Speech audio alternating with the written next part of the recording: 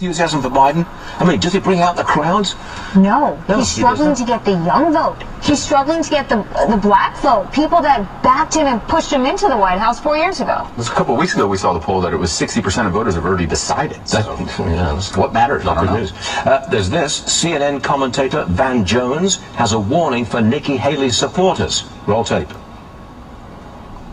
I think he needs to talk to her donors and her supporters and say, if you want to, a year from now, watch Russian tanks rolling through Europe, then endorse Donald Trump and get on that bandwagon. But understand, you're going to wake up one morning and you're going to see horror across Europe, and you're going to have American soldiers, sailors having to go over there and do something that we could have done with dollars, we're going to have to do with blood. If you want to continue to see the country being divided and unable to govern itself and treat itself well, get on that Trump train. Okay, let's bring in Clay Travis on this. To me, that's the extent of Trump hatred. It's absolutely bizarre. Blood on the streets if Trump's elected, if Haley voters go for Trump. That's ridiculous.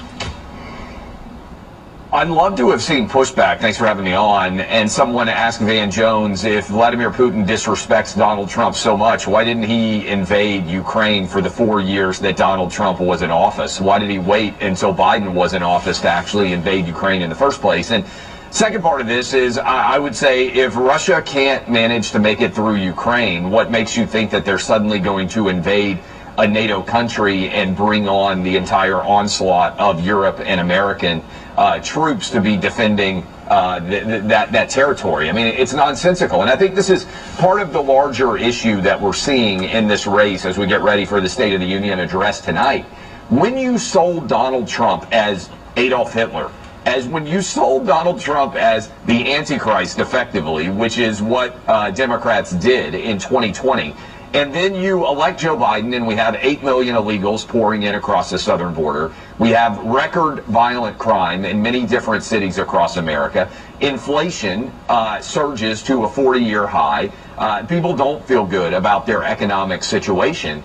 You can't sell anybody on the idea that things are going to be worse under Trump, because we just had Trump and that things were not bad there. We had record high unemployment of all races. We had wage growth. We had 2.5% and 3% mortgage rates, where now we got 7% and 7.5% mortgage rates. People aren't dumb. They remember the difference. And I think what you just said is, people definitely feel like they were better off when Trump was in office than they do with Biden in office. They do. You've heard of the North Face company, I'm sure.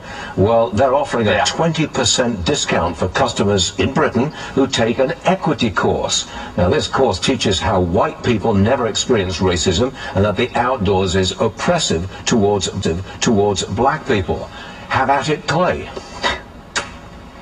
I just wish that companies would focus on producing a good product at a good price and not be concerned at all. I don't care what my fleece company thinks about anything on the planet, right? I don't care what they think about any issue. I just care, is the fleece a decent price, and is it warmer than it otherwise would be than their competitors? And I feel like, everybody's dog food company telling me what they think about systemic racism is a fundamental sign that we've broken in this country, right? I just want my cats and dogs to eat their food. I don't particularly care what the company thinks about global warming.